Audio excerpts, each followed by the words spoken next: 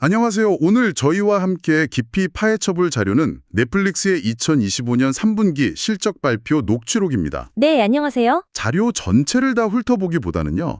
이번 시간에는 특히 재무 최고 책임자, 그러니까 CFO가 직접 설명한 한 가지 중요한 사안에 집중해 보려고 합니다. 그 세금 문제 말씀이시죠? 네, 맞습니다. 바로 예상치 못하게 발생한 세금 비용에 대한 부분인데요.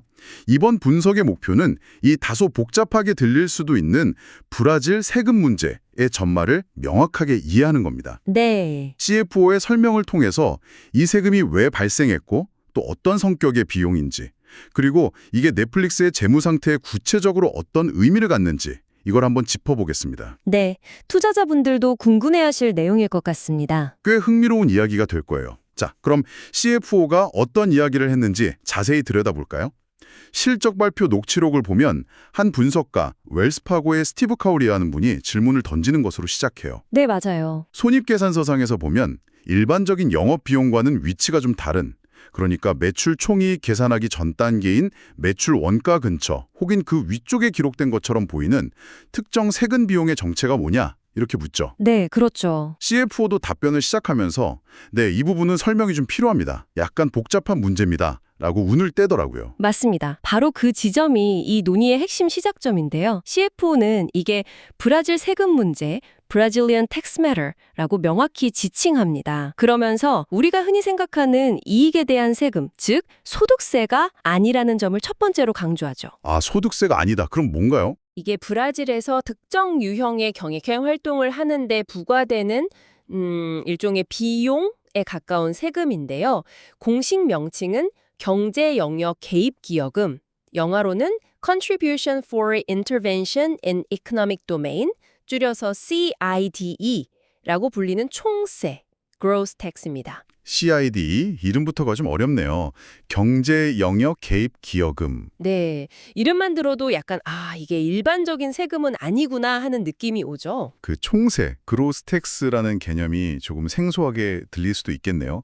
이익이 아니라 뭐 매출이나 거래 금액 자체에 부과된다는 그런 뜻인가요? 정확합니다. 이 CID 세금의 경우 브라질에 있는 법인이 브라질 외부, 그러니까 해외에 있는 기업에게 특정 서비스에 대한 대가를 지불할 때요. 그 지불하는 총 금액에 대해서 10%의 세금을 원천 징수해서 납부하는 방식입니다. 아, 이익이랑 상관없이 그냥 보내는 돈에 10%가 붙는 거군요. 네, 그렇죠. 이익 발생 여부와는 관계없이 거래 금액 자체에 세금이 붙는 구조인 거죠. CFO가 여기서 중요하게 짚는 또 다른 포인트는요. 이 세금이 넷플릭스나 스트리밍 산업에만 딱 국한된 그런 특별세가 아니라는 점입니다. 아, 넷플릭스만 내는 게 아니고요? 네, 브라질에서 해외 기업으로부터 비슷한 형태의 서비스를 제공받고 비용을 지불하는 다른 산업의 여러 기업들도 잠재적으로 영향을 받을 수 있는 좀 더 보편적인 규정이라는 설명입니다. 그렇군요. 넷플릭스만의 문제가 아니라는 점을 강조하는군요.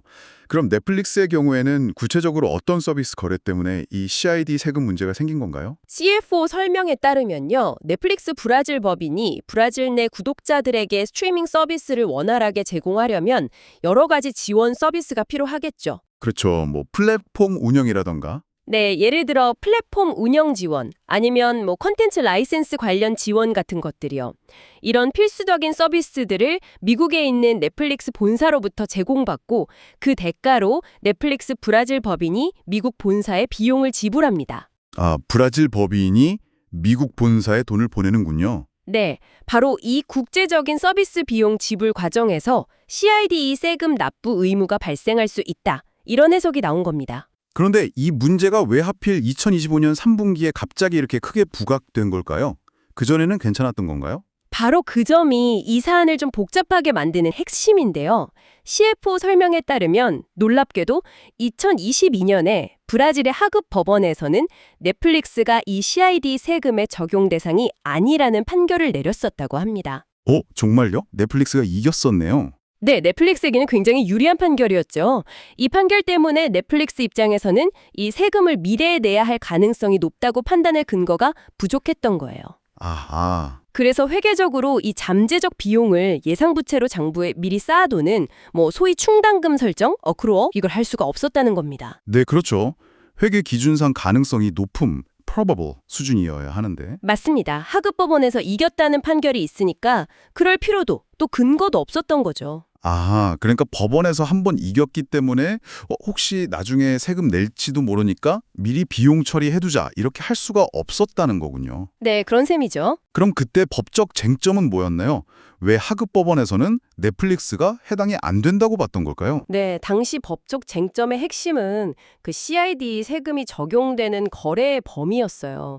특히 기술 이전, transfer of technology, 이게 수반되지 않는 그냥 순수한 서비스 용역 제공에 대한 대가 지급에도 이 세금을 부과할 수 있는 거냐, 이 여부였죠. 기술 이전이 없어도 세금을 내야 하나? 네, 넷플릭스 측은 자신들의 서비스 거래는 기술 이전을 포함하지 않으니까 CID 대상이 아니라고 주장을 했고 하급 법원이 이걸 받아들였던 걸로 보입니다. 하지만 CFO가 덧붙여서 말하기를 비록 하급 법원에서 유리한 판결을 받았지만 이게 문제가 완전히 해결된 건 아니었기 때문에 잠재적인 리스크가 있다는 사실 자체는 인지하고 있었다고 해요. 아, 마냥 안심할 수는 없었다는 거네요? 네, 실제로 2023년 미국 증권거래위원회 SEC에 제출한 연내 보고서 그 10-K 보고서에서부터 이 브라질 세금 문제와 관련된 잠재적 위험 노출, 포텐셜 엑스포저 가능성을 공시해왔다고 밝힙니다. 아, 투자자들한테 미리 알리긴 했었군요. 이런 위험이 있을 수 있다라고요? 네, 그렇죠. 이런 리스크가 존재한다는 것은 미리 알려왔다는 거죠. 그렇군요. 법적으로 유리한 상황이었지만 만약을 대비해서 위험 공시는 해왔다. 그런데 갑자기 2025년 3분기에 이 비용을 인식하게 된 결정적인 계기가 있었던 거군요. 여기서부터가 정말 중요한 변곡점이네요. 맞습니다. 상황이 완전히 뒤바뀐 게 2025년 8월인데요. CFO 설명에 따르면 브라질의 최고 사법기관인 대법원 스프림코트가 판결을 하나 내놓습니다. 근데 중요한 건 뭐냐면 이 판결이 넷플릭스가 직접 관련된 소송이 아니었어요. 전혀 다른 회사가 CID 세금 관련해서 진행하던 소송에 대한 판결이었다는 점입니다. 다른 회사 소송의 판결이 넷플릭스한테 영향을 미쳤다고요? 그게 어떻게 가능한 거죠? 그게 바로 법적 판례의 힘이죠. 대법원의 판결은 특정 소송 당사자뿐만 아니라 비슷한 사안에 대한 법률 해석의 기준을 제시하거든요. 아, 그렇죠. 하급 법원 결정이나 다른 기업들 사례에도 영향을 미치겠네요. 네. 그래서 이 8월 대법원 판결의 핵심이 뭐였냐면 CID 세금이 적용되는 거래의 범위를 기존의 하급 법원 해석보다 훨씬 넓게 봐야 한다는 거였습니다. 특히 논란의 핵심이었던 기술 이전이 수반되지 않는 서비스 비용 지불에 대해서도 CID 세금이 적용될 수 있다. 이렇게 명확히 판결을 내려버린 겁니다. 아, 그럼 넷플릭스가 하급 법원에서 이겼던 논리가 대법원에서 뒤집힌 셈이군요. 비록 다른 회사 사건이었지만요. 정확히 그렇습니다. 이 대법원 판결로 인해서 넷플릭스는 이제 자신들이 진행 중이거나 앞으로 진행될 수 있는 CID 관련 소송에서 이길 가능성을 다시 평가할 수밖에 없게 된 거죠. 네, 상황이 완전히 달라졌네요. 네, 대법원의 새로운 해석 기준에 따르면 이제는 질 가능성, 그러니까 세금을 결국 내게 될 가능성이 이전의 가능성 있음, possible 수준에서 이제는 매우 높은 probable 수준으로 변경되었다. 이렇게 판단하게 된 겁니다. 아, 프로버블 수준으로 올라갔군요. 네, 회계 원칙에 따르면 손실 발생 가능성이 프로버블해지고 그 금액을 합리적으로 추정할 수 있게 되면 관련 비용을 재무제표에 즉시 인식해야 하거든요. 그래서 넷플릭스는 2025년 3분기에 이 브라질 CID 세금과 관련된 예상 비용 전체를 회계장부에 비용으로 기록하게 된 것입니다. 그렇군요. 법률 환경의 변화가 회계 처리의 변경을 딱 촉발한 거네요. CFO가 아까 다시 한번 강조했다고 하셨는데 이 비용이 소득세가 아니라 매출 원가, 코스트 오브 레베뉴스로 기록되었다는 점 말이죠. 네, 맞아요. 이게 왜 중요한 건가요? 회계상 위치가 달라지는 게 어떤 의미가 있죠? 네, CFO는 이 점을 명확히 하려고 상당히 애쓰는 모습을 보여요. 매출 원가는 아시다시피 제품이나 서비스를 생산하거나 제공하는 데 직접적으로 들어가는 비용을 의미하잖아요. 그렇죠. 뭐 제조업체면 원자재 비용 같은가요? 네, 넷플릭스의 경우엔 컨텐츠 제작비나 라이센스 비용, 스트리밍 전송 비용 같은 게 주요 매출 원가 항목일 텐데요.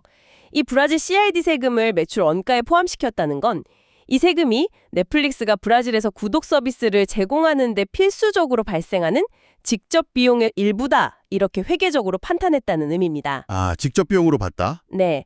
만약 이게 그냥 일반적인 판매 관리비나 영업의 비용으로 처리되었다면 매출 총이익, 그로스 프로핏에는 영향을 안 주고 영업이익, 오퍼레이팅 프로핏이나 순이익, 넷 인컴에만 영향을 줬을 거예요. 그렇죠. 하지만 이걸 매출 원가로 처리함으로써 매출 총이익률, 그로스 마진 자체를 직접적으로 끌어내리는 효과가 발생합니다. 아하, 마진율에 바로 영향이 가는군요. 네, 투자자들이 기업의 핵심적인 수익성을 판단할 때 중요하게 보는 지표 중 하나가 바로 매출 총이익률이기 때문에 이 비용의 성격을 명확히 설명하려는 의도가 엿보이는 거죠. 아, 그렇군요. 단순히 비용을 인식했다는 사실뿐만 아니라 그게 손익계산서의 어느 부분에 영향을 미치는지에 따라서 수익성 분석이 달라질 수 있으니 중요한 부분이네요.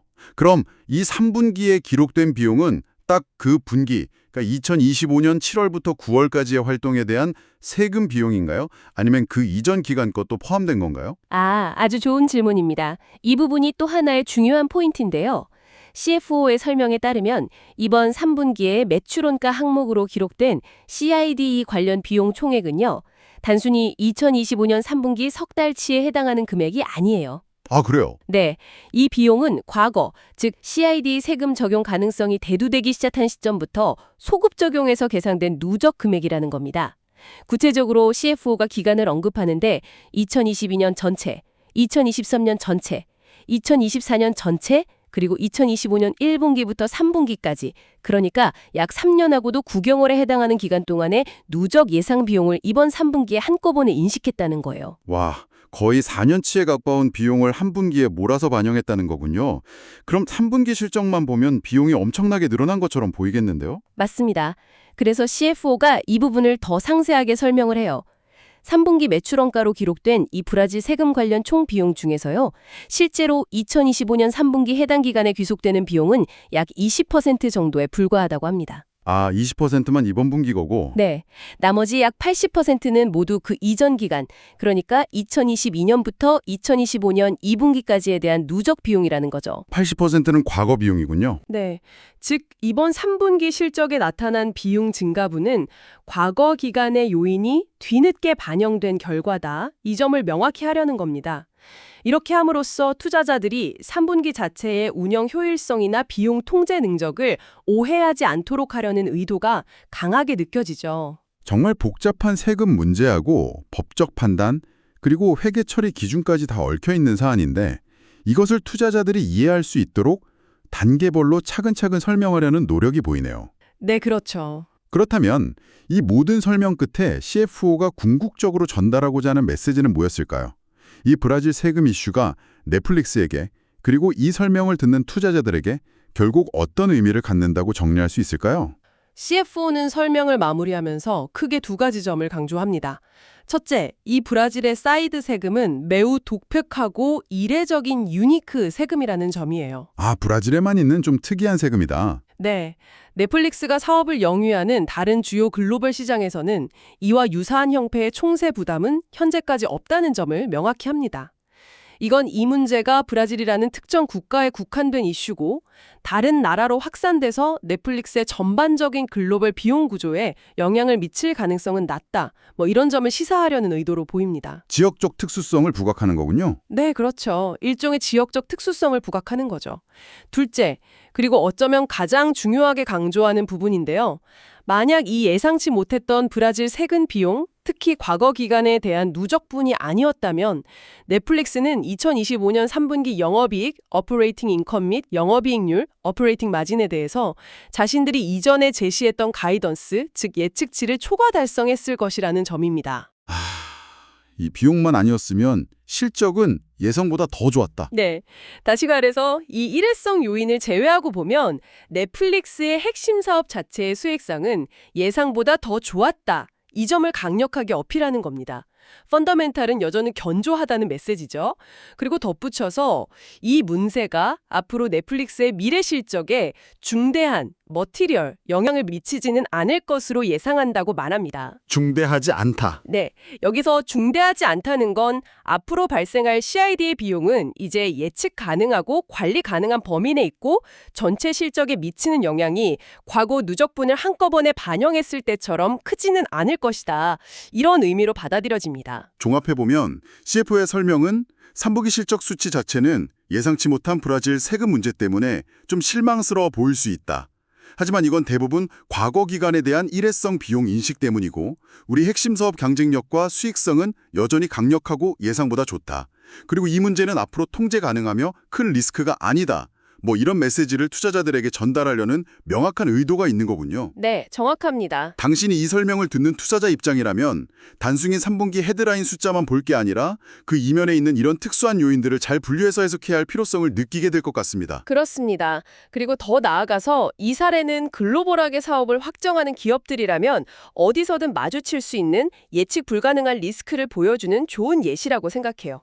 그렇죠. 단순히 제품이나 서비스의 경쟁력뿐만 아니라 진출하려는 국가의 복잡하고 끊임없이 변화하는 법률, 세무, 규제 환경에 대한 깊은 이해와 또 이에 대한 신속하고 유연한 대응 능력이 얼마나 중요한지를 다시 한번 생각하게 만들죠. 특히 브라질처럼 법률 해석이나 판례 변경이 기업 활동에 직접적이고 즉각적인 재무적 영향을 미칠 수 있는 시장에서는 더욱 그렇겠고요. 네, 맞습니다. 오늘은 넷플릭스 CFO가 2025년 3분기 실적 발표에서 설명한 브라질 세금 문제에 대해 아주 깊이 파고들어 봤습니다.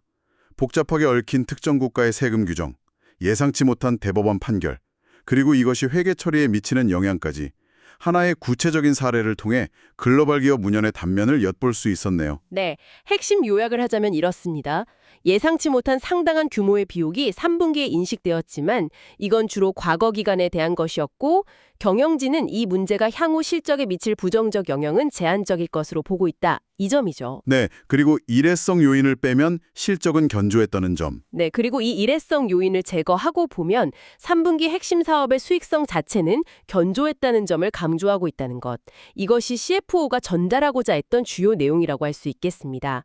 어떻게 보면 투자자들에게 단기적인 재무지표의 변동성에 흔들리지 말고 장기적인 펀더멘털에 주목해달라는 메시지인 셈이죠. 오늘 저희가 함께 분석한 이 내용을 바탕으로 마지막으로 청취자 여러분께 한 가지 생각해 볼 만한 질문을 던지며 마무리할까 합니다. 네. 넷플릭스의 이번 사례처럼 전 세계를 무대로 활동하는 기업들은 각기 다른 그리고 점점 더 복잡해지고 예측하기 어려워지는 규제 환경 속에서 이러한 예측 불가능한 위험들을 어떻게 사전에 감지하고 효과적으로 관리해야 할까요?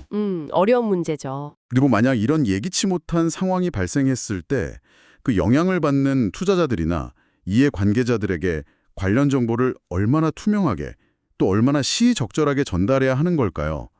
이 리스크 관리와 투명성 사이의 적절한 균형점을 찾는 것이 앞으로 글로벌 기업들에게 더욱 중요하고도 어려운 과제가 될 것 같습니다. 네, 정말 중요한 질문인 것 같습니다. 이 질문에 대해 잠시 고민해 보시는 것도 오늘 나눈 이야기의 의미 있는 연장선이 될 것입니다.